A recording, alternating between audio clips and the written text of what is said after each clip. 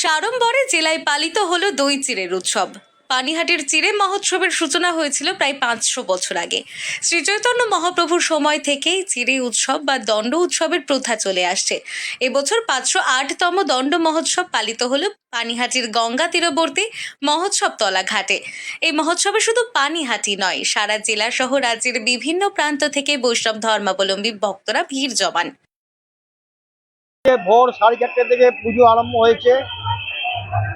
ভক্তরা কাতারে কাতারে এই লাইন দিয়ে শ্রী চৈতন্য মহাপ্রভু শ্রী মন্দিরে এসে পুজো দিচ্ছে। এবছরে মনে হচ্ছে একটু লোক সংখ্যা মনে হয় বাড়ছে এবং এটা 508তম দণ্ড মহোৎসব এবং এখানে সেই লীলা করছে রামকৃষ্ণ রাঘব পণ্ডিত।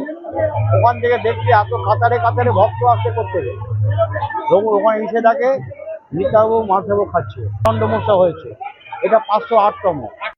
কথিত আছে ঐশ্বর্যমণ্ডিত সপ্তগ্রামের রাজার একমাত্র পুত্র ছিলেন রঘুনাথ দাস গোস্বামী।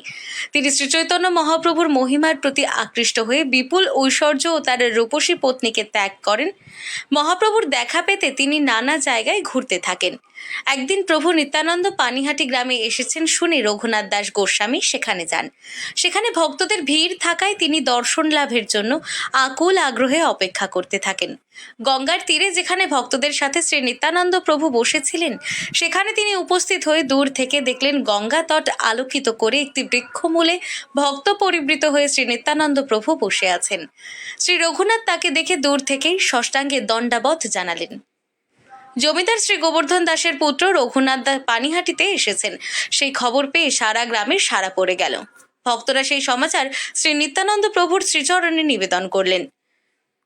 তিনি রঘুনাথের নাম শুনে বলে ওঠেন, ওরে চোর, এতদিন দর্শন দিলি, আয় আয়, আজ তোরে দণ্ড দেব।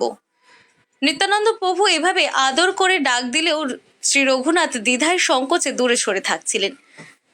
তখন শ্রী নিত্যানন্দ তাকে জোর করে কাছে টেনে এনে তার মাথায় শ্রী পাদপদ্ম স্পর্শ করান। এরপর মহাপ্রভু শ্রী চৈতন্যদেব উপস্থিত ভক্তবৃন্দকে বলেছিলেন, রঘুনাথ দাস গোস্বামীকে শাস্তি স্বরূপ এখানে উপস্থিত সকলকে আহার হিসেবে দই চিড়ে খাওয়াতে হবে।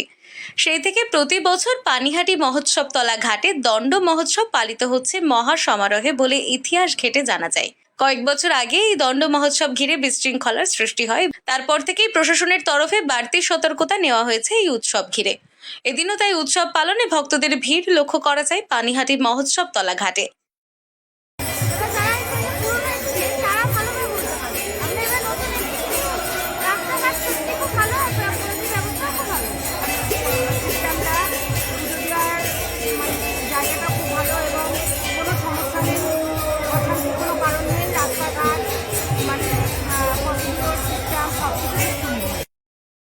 কোনো রকম অপ্রীতিকর ঘটনা যাতে না ঘটে সেদিকে নজর রাখতে প্রশাসনের আধিকারিকরাও মোতায়েন রয়েছেন। আগত ভক্তদের যাতায়াত ও যোগাযোগের সুবিধার দিকেও বাড়তি নজর রাখা হয়েছে এবছর। এদিন এই উৎসব উপলক্ষে ভক্ত সমাগমের মধ্য দিয়ে পানিহাটির মহোৎসব তলা ঘাটে চলছে দণ্ড মহোৎসব পালন। উত্তর 24 পরগনা থেকে রুদ্রনারায়ণ রায়, লোকাল 18 বাংলা।